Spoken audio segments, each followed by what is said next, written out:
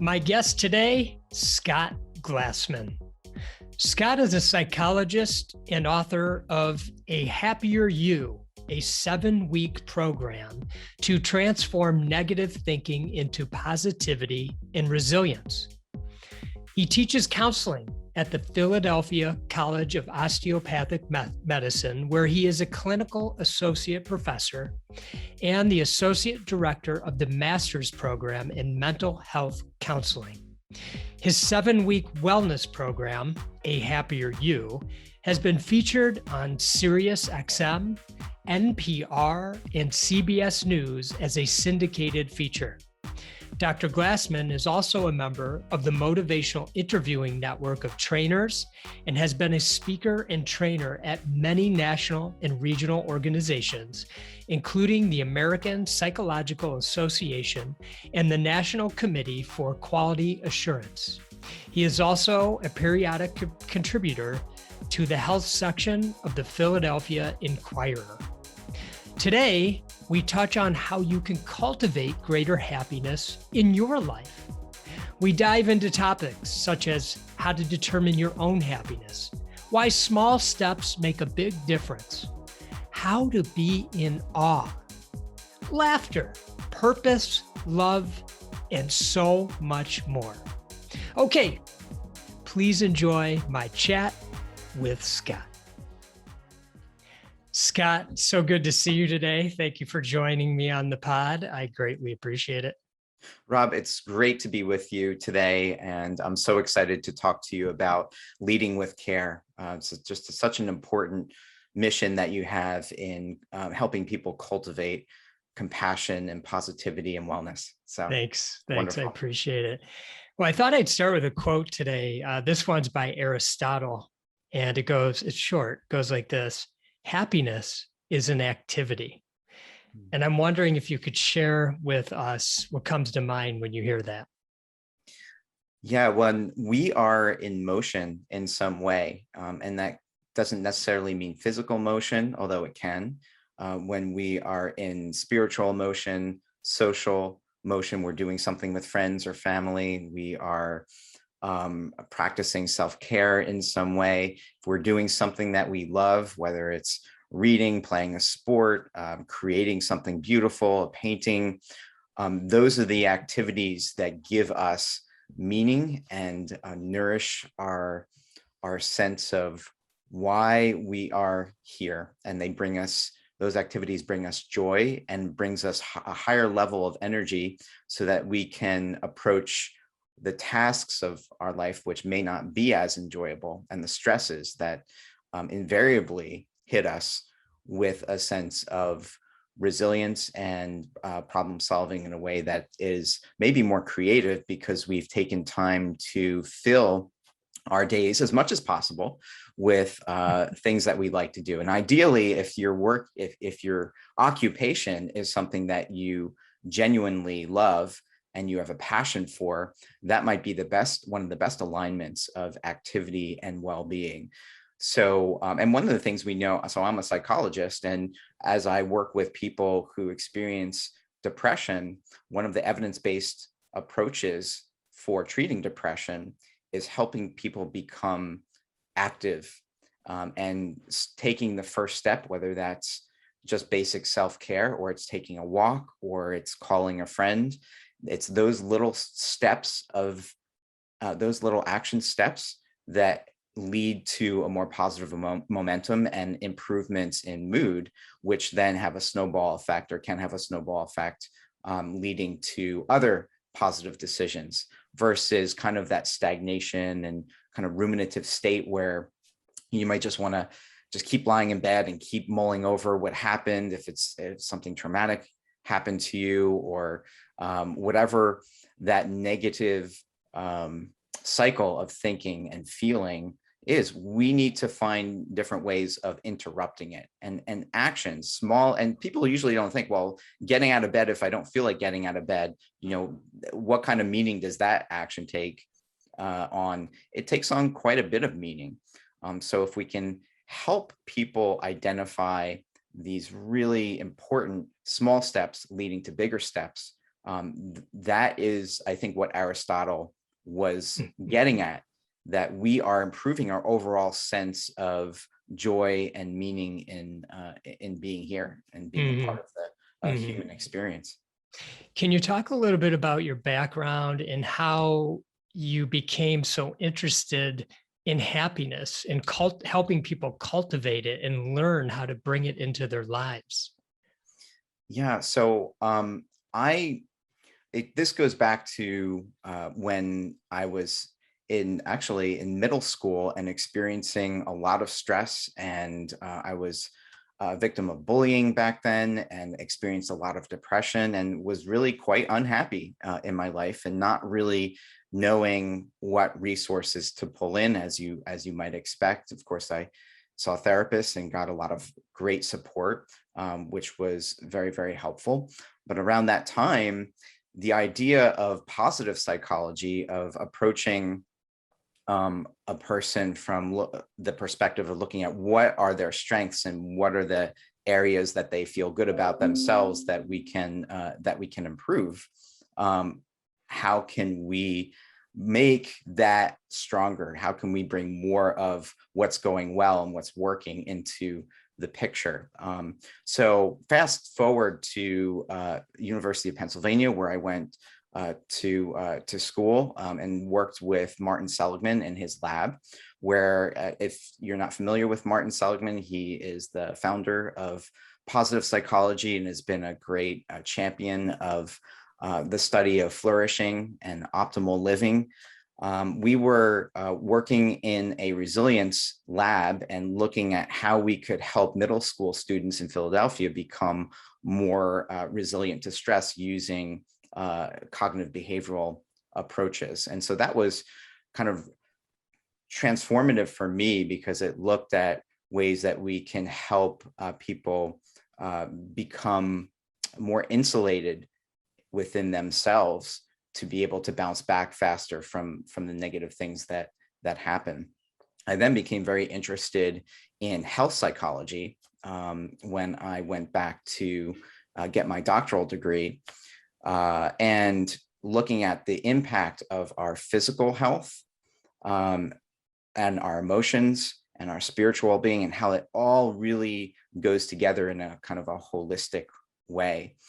So positivity and well-being and preventive health and leading a healthy lifestyle and feeling good and having a sense of meaning and activities that nourish, all of that supports a kind of a systemic vision of how we can live out a process of being more content, having more meaning, experiencing more joy. So I have been working at the Philadelphia College of Osteopathic Medicine over the past 8 years with medical students and psychology students, and helping them adopt some of the motivational skills that I've learned, and I've become a trainer within that area of motivational interviewing.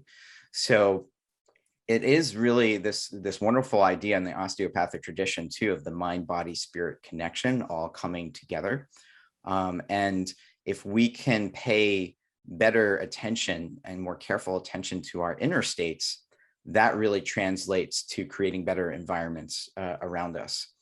And A Happier You was a program that emerged from my interest in health psychology and motivation and working with students in 2017. And so I brought together a number of different areas in the field of positive psychology that are evidence-based, including gratitude, kindness, focus on personal strengths and successes, and outlined a 7-step or 7-week process of helping people become more inclined to look for what's good within themselves and what's good within their worlds in a habitual way.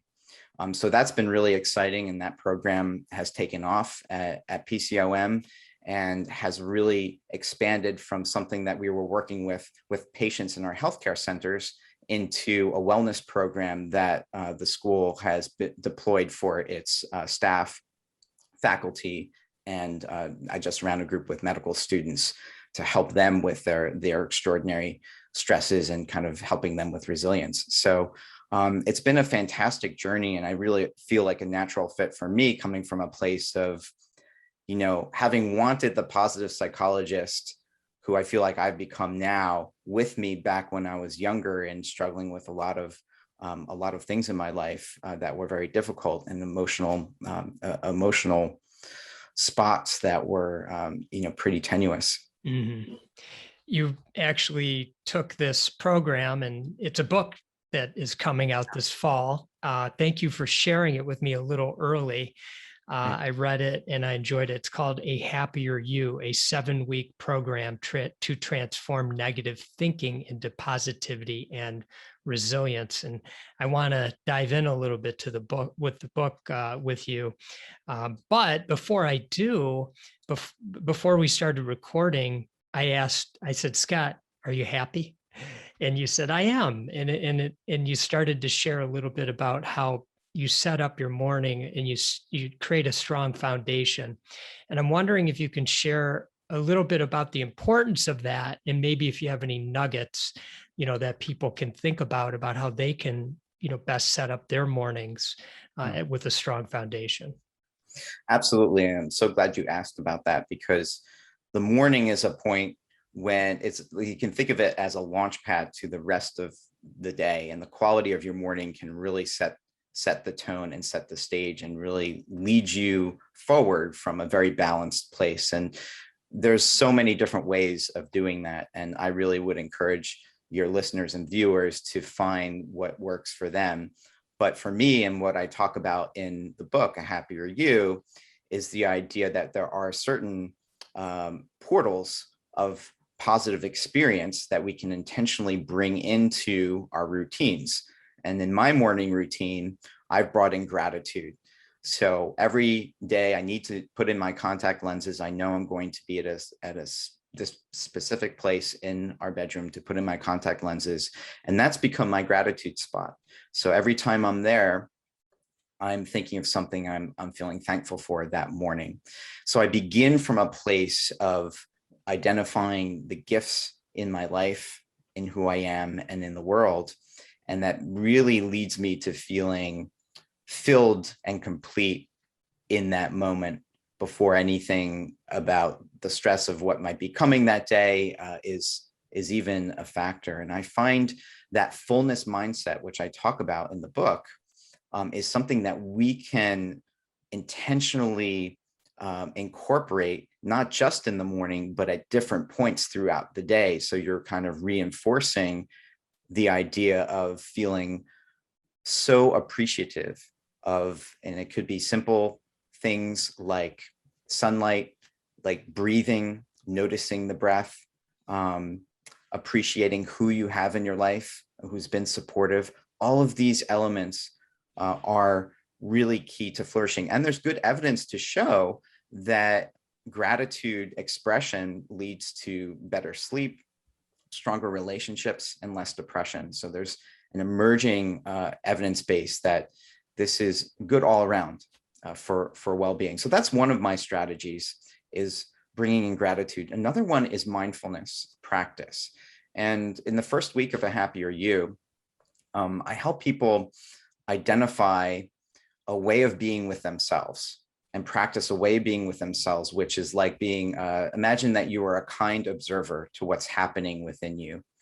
And you're just kind of, whatever's coming up, it could be a negative thought, it could be something that, you ran into a problem during the week and that's been coming up and you're feeling tense, or you're feeling pain in a certain part of your body. Being able to embrace and watch that experience with kindness is such an important skill that then is built upon as you move into positive realms of experience. So if I can start each day, and I do this often, with a mindfulness practice of beginning to focus on my breathing, and sometimes you can pair it with gratitude practice. So as you're thinking of something that you're feeling very grateful for, you are also paying attention to the movements of your breath. It's almost as if you're breathing into the fullness in your life. So that's one way, or a couple ways that you can set that foundation. I know many people like to wake up early and have a quiet place, exercise, stretching, anything that you might do to set up your foundation. And it's never just one thing. It could be watching funny videos on YouTube and laughing. That is, and I talk about that in week 4 of A Happier You, is how we can bring more playfulness, lightness, and humor into our daily experience to elevate the quality of what we encounter from a mood state and a thought state and action state. What are some questions that we can pose to ourselves to get us thinking a little bit about how happy we actually are? Yeah, so that idea of self-reflection, looking inward, is so important. I'm really glad that you brought that up. It's kind of like the self-check, taking our own happiness temperature. So we can ask ourselves on a scale of 1 to 10, how happy do I feel? And that's a very basic measure. And we can say, well, today I'm feeling like a 3 or a 4. We can also ask ourselves, how hopeful do I feel on that same scale of 1 to 10? Well, I might be, if I'm really, experiencing a lot of stress at work or at home or in another area of my life financially, that sense of hope might be a little bit more limited. Maybe I'm a 3. Another question is, how much control do I feel over my sense of hope and the sense of happiness on the same scale? So once you get those ratings, once you kind of look in and see where you are, there is a very specific question after that point, which can lead you into a fullness mindset versus a deficit mindset versus a negativity oriented ruminative approach. And that is, what makes me as high on that scale as I am? What makes me as high as a 3 or a 4 in the sense of hope, and not lower like a 1 or a 0? What makes me a little bit hopeful? What makes me just moderately happy today, if let's say you're a 5? And those types of questions then lead to, well, looking for the silver linings, right? Well, it's because I have a lot of personal strengths that I can bring to this problematic situation and help solve it. I have other people who will come in and help me, whatever it is. We're then oriented, our attention is then oriented toward what's going well. One of the things that we know, Rob, is that if we can do that, we are sparking a very important cycle. Barbara Fredrickson is a researcher in the area of positive emotions. And there's a theory called broaden and build that she's written about, which talks about the idea that if you spark a good feeling, that good feeling leads you to be a more flexible thinker. You're more likely to extend problem solving into areas that you may not have even thought of. And because you're feeling good, it opens doorways, opens curiosity. And because you're more curious, because you're looking in a lot of different directions, you can then pull in more resources that are going to improve the quality of your life. You might bring friends to your side to help you. You might have a healthier meal that day. You might decide that, what I'm lacking is sleep. So you might readjust your sleep schedule. And as a result of those changes, those resources that you're bringing in, you are generating more positive feelings, hope, contentment, a sense of just overall happiness, a sense of gratitude. There's a variety of positive emotions that can come in. And then that leads to more resources coming in. So it is an upward spiral that you can generate through just asking yourself, what makes me as fulfilled as I am, even if it's not all that fulfilled today. Mm-hmm. What is the negativity effect or negativity bias? Yeah, so the negativity effect describes our tendency to pay attention to what's going wrong both within ourselves and in our world. It's really a threat orientation. So there's an evolutionary explanation that when we experienced threats in the wilderness, we had to develop an alert system And so our attention is more geared toward looking for what's wrong. And certainly that can lead you to be more prepared and to be safe and to do the things you need to do to defend yourself. The problem is sometimes that is not so helpful. And that bias, that tendency to be drawn toward the negative news story. And there have been studies to show that we tend to look at bad news because there's a sense of arousal that goes along with it. There's a sense of also maybe self-protection too. So it can be particularly strong and destructive in our lives because it keeps us in, oh, let me hear about the negative gossip about the coworker, or let me keep this venting going about what's happened. Do you believe what they just did to me? And that kind of this conversation really keeps negative feelings going and is counterproductive, I think, to where we want to be. So we can disrupt that. And a happier you, the program I've written about, is based on the idea that we can start a positivity effect. And just like with those spirals, those upward spirals I was just talking about, we can begin to develop habits of thinking, feeling, and doing, which are more accessible because we're using them more often. And then the negative connections, the negative thought, the negative feeling it generates, the negative action are less reinforced, they're less active, and they weaken in our neural networks and in our physiology. You shared a story about a time you were in a car accident and you had some back pain, and how you worked through kind of reframing some things in your mind. Can you talk a little bit about that? Yeah, in 2004, I was in a car accident that left me with really debilitating back pain. And I knew nothing around that time about mindfulness. So I was not really engaged in that there was this thing out there called mindfulness, which could be helpful.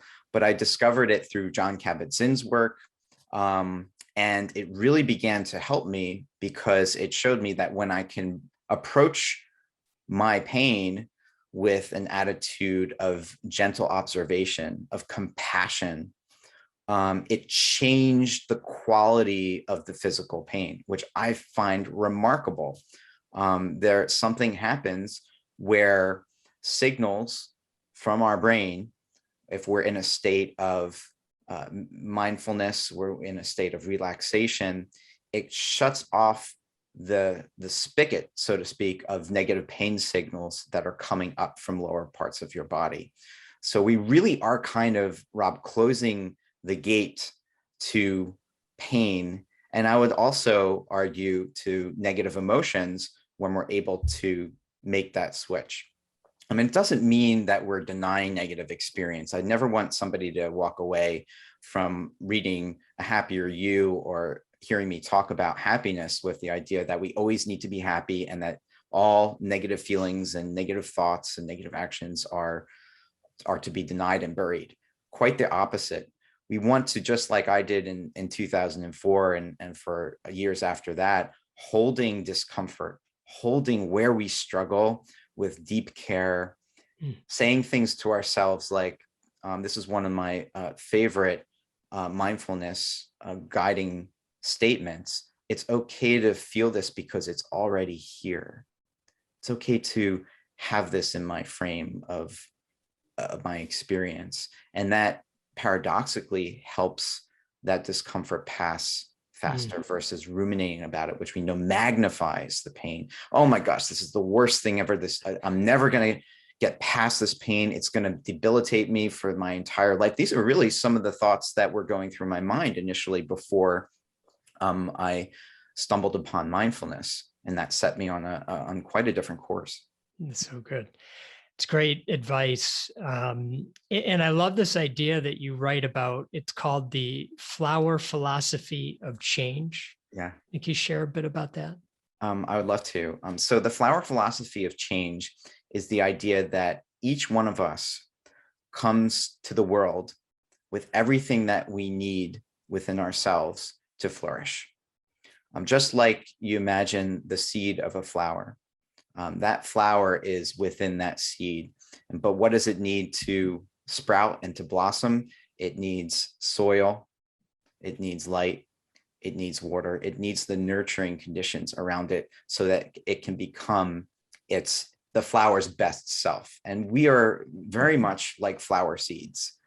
And if we can draw into our internal and external environments just those right conditions, then it puts us in a place where we can actualize our best selves. We can find what is our purpose in life maybe more easily. We can identify joy and cultivate joy more easily. But it is a sense that there's nothing wrong with you. There's nothing that needs to be fixed in you. It's about being a gardener. Can we all be gardeners and approach with that kind of mindful self-love and help others in our world kind of see themselves as flowers too, as those flower seeds. Mm-hmm. And it really is a different mindset.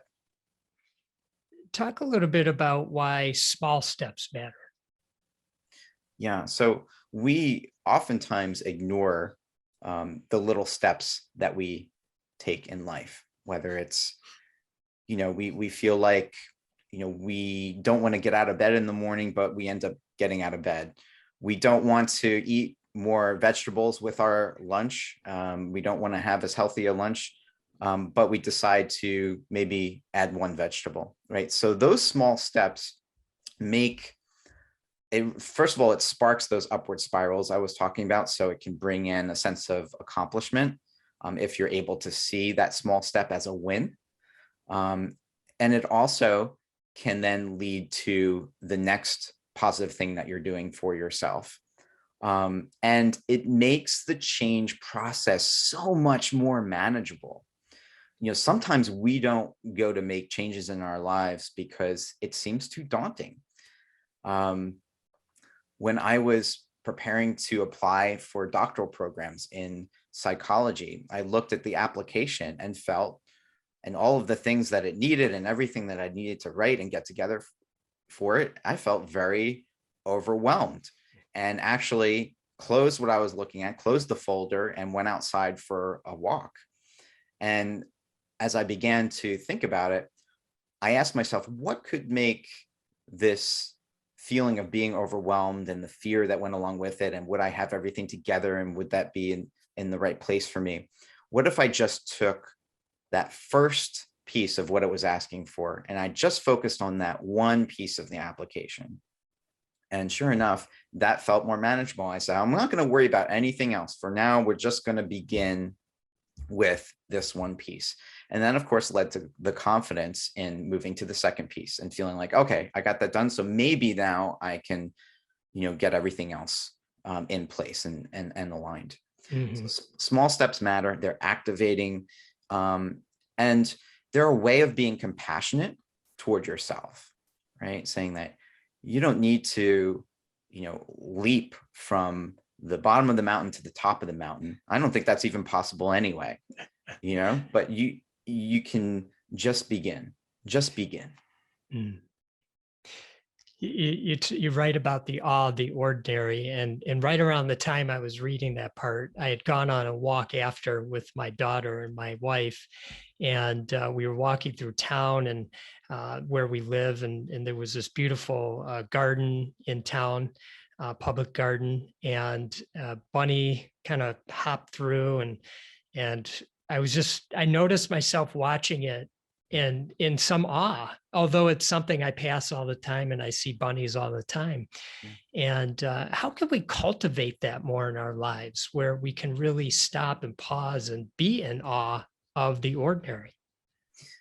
Yeah, so that is a particularly powerful approach to reinvigorating meaning and joy if you're feeling like that those elements are lacking in your life. And there's so many things that we do every day which feel mundane, they feel like chores, that uninspiring, right? So not infused with awe. And one of them, just as an example, might be email, right? How many emails we might return to people. I don't think there's many people feeling awe about email.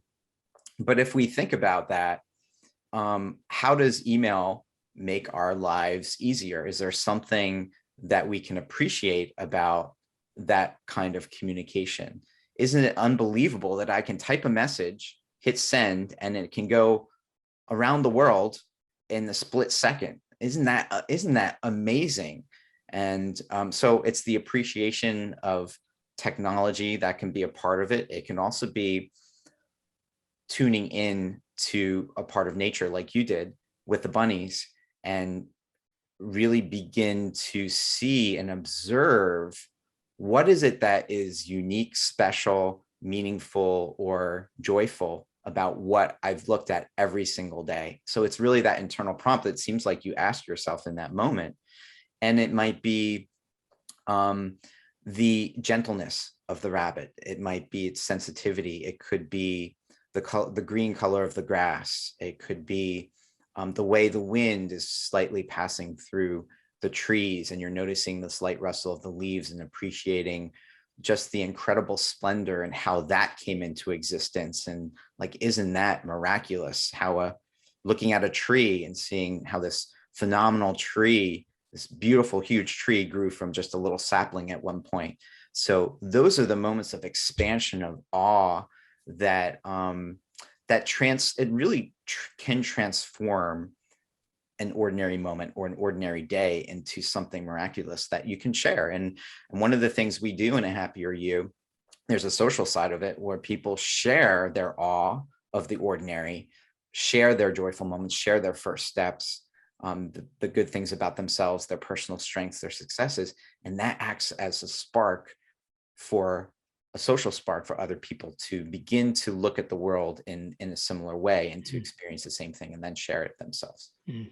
Speaking of sharing, you write about outwardly sharing gratitude. And for many of us, that might seem like, yeah, of course. But what we notice, and what I was thinking about, was, why does that feel so good when we do it? What is happening exactly that gives us this great feeling? Gratitude bonds us with others. Gratitude, I think, is a way that we feel interconnected in our lives, and that we are not islands floating out in the sea somewhere. And when we express thanks, and really it's an expression of appreciation. It's that I see the best of you, or the best. It doesn't necessarily need to be directed toward another person. It could be gratitude for your dog. It could be gratitude for nature. It could be gratitude for your spiritual practice. But when we get into that state of being, usually it makes us feel like our world is more of a home. It's a warm home where others care for us and we care for others. Nature cares for us, we care for nature. So there's that reciprocal effect. And being filled with those connections, I think, leads to a greater sense of hope.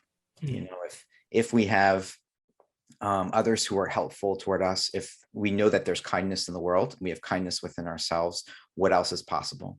How can we leave this world in a better state than we found it in, for our children and our children's children? It's so good. And I know those listening, including myself, think, well, yeah, that's obvious. But then, we get caught up sometimes in the day-to-day, and it's hard to notice. It's hard to kind of bring yourself to this idea that it's all interconnected. Yeah. It seems so far-reaching sometimes. And I'd just be curious what your thoughts are on that. Yeah, when it feels very far away, and obviously having come through the pandemic, most people have felt an extraordinary isolation. And in a sense, it's harder to feel that bond or a sense of kindness that you can radiate outwards. And so in those moments. And it goes back to the idea of not being afraid of the down spots, not being afraid of feeling lonely, feeling isolated, wrapping your own sense of self-kindness into whatever is happening. Because Emily Dickinson, the wonderful poet, wrote, "The inner paints the outer." And so if we begin for where we are disconnected, where we struggle, where we don't feel, there are days when we may not feel grateful for anything that's happened that day. If we can hold gentleness and kindness toward ourselves, then we're filling the cup again. We're beginning to resource a place where we can then pivot and look for, how can I step out of this? Is there something I can do? Is there an action I can take to connect with someone? I've made it more of a habit in my life to make sure that I'm connecting to a friend, a coworker, a family member every day, and having a regular source, and not just connecting, and it could just be chatting, but it's also, what do I appreciate about this person? It's a very thoughtful process. Can I share with them in an affirming way, in a way that they maybe would want to hear what it is that is special about them? And so I think there is a proactive nature to spreading kindness and connecting and expressing gratitude and having that fullness mindset. And if we can just see, take the step when it feels like it's right to do that, and allow ourselves to have our own time with it. You wrote a bit about, I think if I remember correctly, you were kind of serious at one point in your life, and I was thinking a little bit about, laughter and lightness, and you write about that. And can you talk about how we cultivate that more, and like the maybe even, I don't know if there's science around it or something that leads us to understand better why that lifts us up so much? Yeah, I'm so glad that you asked about lightness, playfulness, and humor. And I was, you're right. I talk about this idea that I was a really serious kid, very, very studious, very earnest in what I was doing. And I felt like socially, maybe not as funny or as light as I could be with friends, but I had a great funny bone. I loved comedies, Monty Python, and sharing that with my dad. My dad was wonderful when it came to hearty laughter, that belly laughter. And I just share that with him. It's one of the greatest loves in my life, is sharing those moments of watching a funny movie or a joke or a funny story. So I came to appreciate that very, very early on. But you're right, we can cultivate that more in an intentional way. One of the ways to do that is making an inventory of the things that bring you lightness. What makes you laugh? It could just be writing down, what are 5 or 6 things. It could be a comedian you like. It could be something that, cat videos on YouTube. It could be really anything. It could be books by a satirist. If we're more in touch with our sources of lightness, if we know what they are, our toolbox is a lot bigger in that respect. Then we can recognize opportunities to either engage with the person who we're always with. We have lunch with them, and we always end up laughing, right? I'm sure we all have a person like that who we've known at some point in our lives. If we can schedule activities to make lightness a part of them, and it can be playing a board game.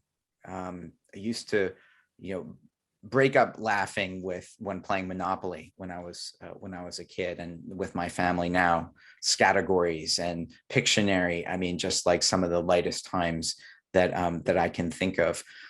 All of that also affects our physiology. So one of the great research findings that you'll see out there is the idea that when you laugh, you are doing good things for your immune system. That laughter and mirth and lightness actually help our immune systems function better.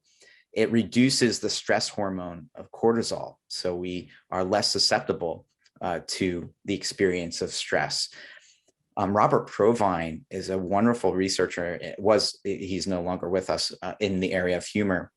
And he would go around and record people laughing and ask them about their laughter. And he really studied this naturalistically and found that, because he wanted to know, like, what is the function of laughter? And he found that, first of all, that people, when they're laughing with each other, it's not because they're telling jokes. It's usually because they're just sharing something ordinary about their week that they're finding something funny in.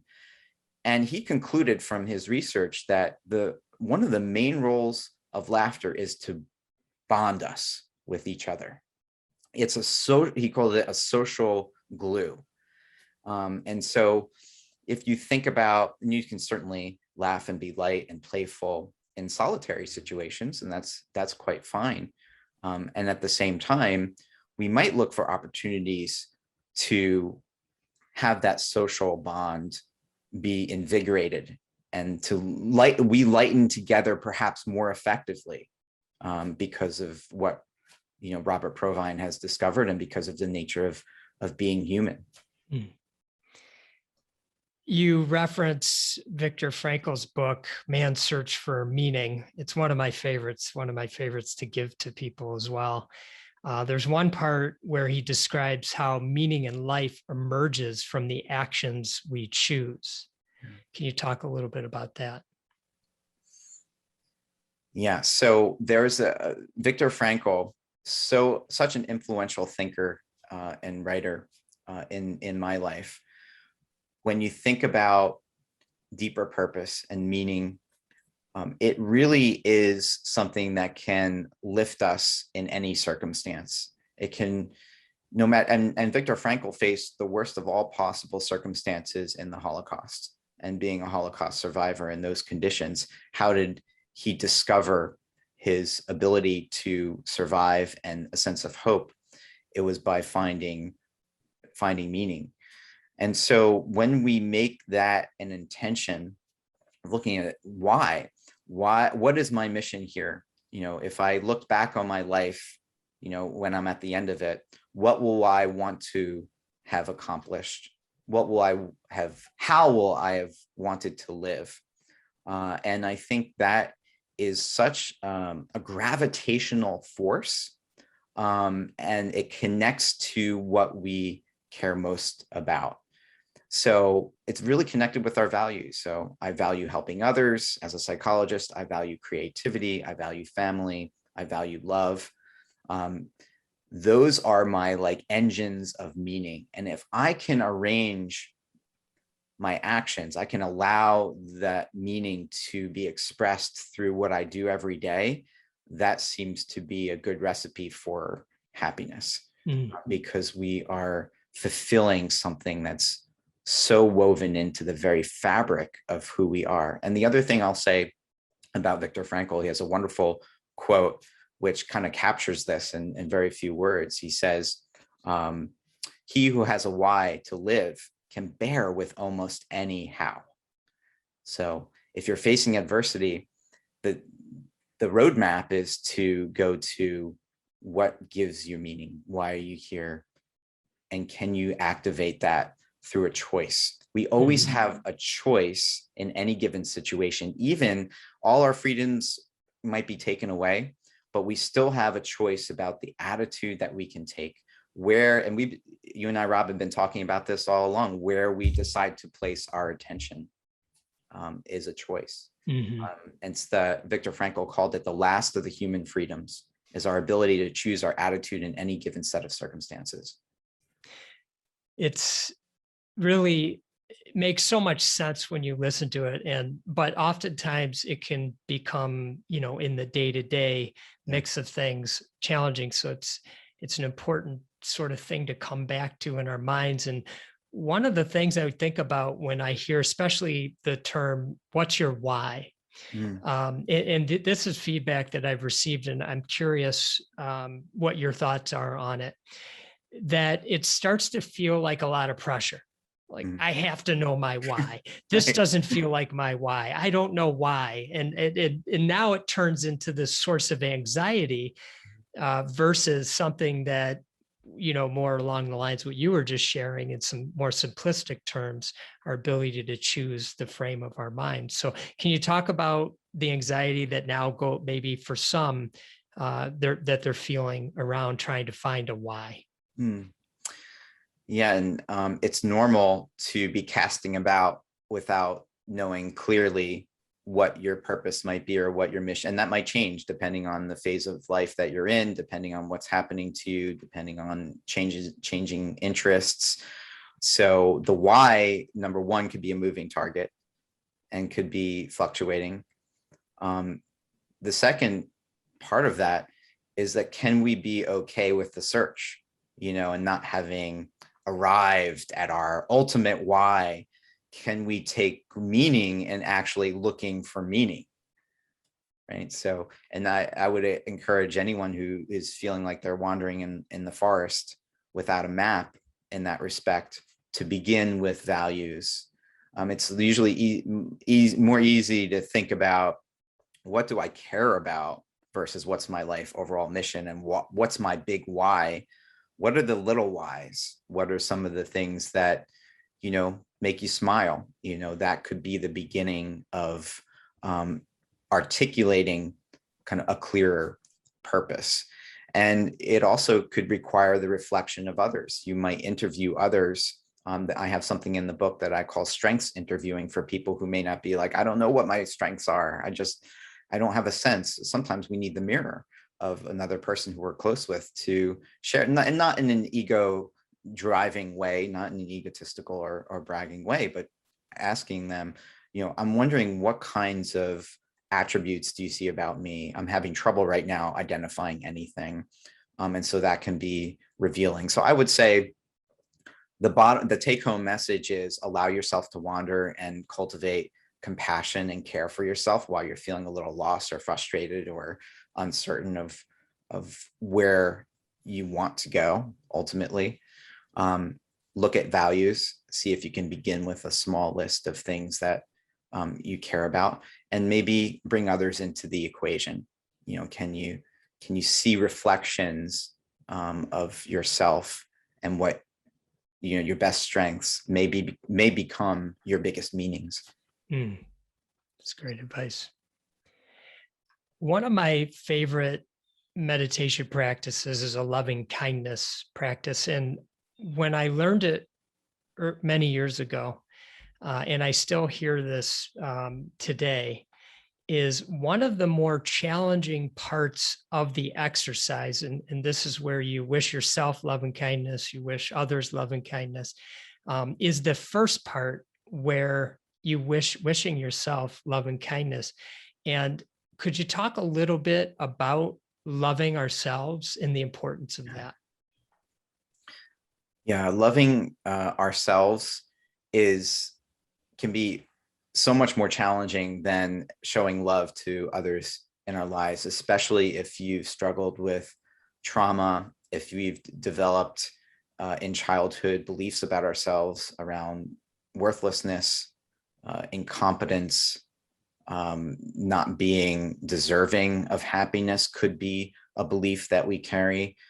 So self-love for somebody who has experienced an uncontrollable traumatic event may be far away, feel very far away, very tough to do, and almost might feel like you're kind of going through the motions with that.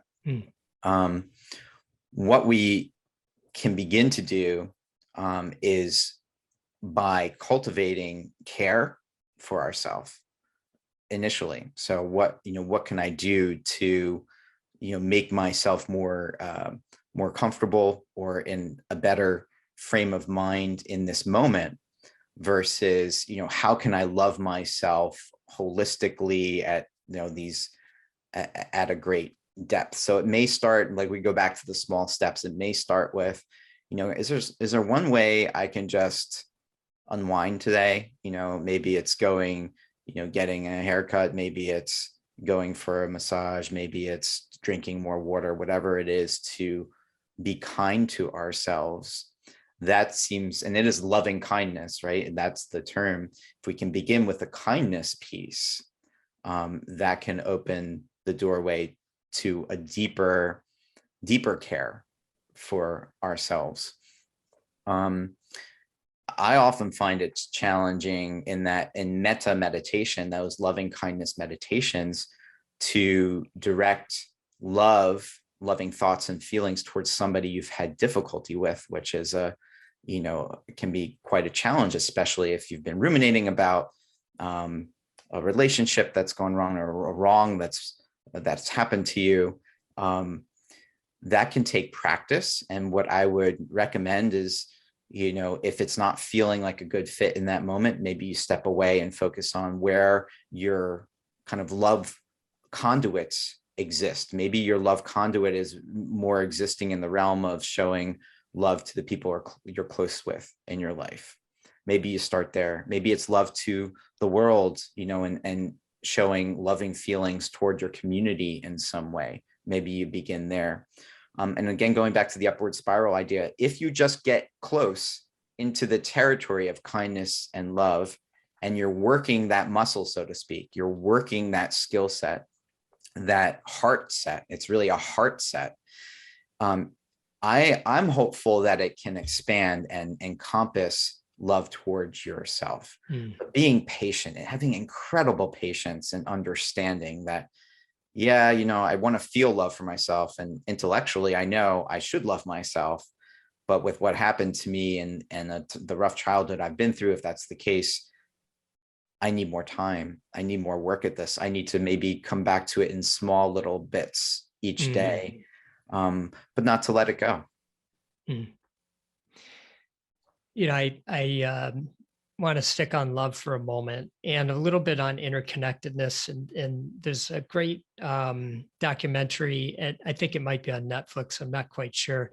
But the documentary interviews astronauts who have gone into space and looked down on our Earth that we all share together. And they come back changed people. And as we record this here in late July of 2021, we've had more common people go up to ordinary people, in the sense that they're not astronauts. They have the ability financially to have gotten themselves up to space, and are noticing those same things that the astronauts have noticed when they look down upon the Earth. And you write about this widening the reach of love. And I'm wondering if you can talk about that, and why this idea that when you can get above it all and look down, it can be so powerful. Yeah, that expanding the boundary of love, I think, is an essential part of caring for our world, and caring for each other, and seeing that we are a small but critical part of the whole. And if we can feel in those moments love for cities, states, countries, as if we're looking at the Earth from space, it really fosters a sense of wanting, I think, to take care of our environments better, our work environments, our social environments, our internal environments, to be kinder to others, to live in ways which are in harmony with nature. And I think that broader perspective can be missing or lacking if we stay within ourselves. What do I need for myself? How do I get to a higher station in life and, improve where I am? Which is nothing wrong with that. But sometimes that individualistic track kind of is a tension against a kind of a collectivistic sense of, I am one note in the symphony that we're hearing, but my note can add such a wonderful meaning and such a wonderful essential part of the whole song that's being sung or played, that is a sense of less solitude, less being alone, I think, when we're able to expand the boundaries in that way. You may even find that if you practice that aspect of metta meditation and you're at the global level, that you may find yourself engaging in volunteerism more often. You may be looking for ways to help others, help strangers, to even just being more present for the people in your life. Thank you for that. And I want to thank you for bringing this work to the world. Thank you. One thing that I would like to share about your book is it's something you can follow along with. It's a weekly program, so to speak, or I'm sure you can self-pace it on however it works for you best. But and there's so many practical applications and simple applications. And so it's a really wonderful thing that you brought to this world, and I'm grateful to you for that, Scott. Thank you. Thank you, Rob. I'm so grateful for you and for allowing the opportunity to share some of these ideas with your audience. And you, like I said in the beginning, you're doing an incredible service for the world by talking about and elevating the idea of compassion and genuine care, and how we can be more empathic and loving toward each other, and how we need that now more than ever at our time in history. Yeah, thank you for that, Scott. And to all the loyal listeners, thank you for listening in with Scott and myself today. I greatly appreciate it. And I wish you all much love and gratitude.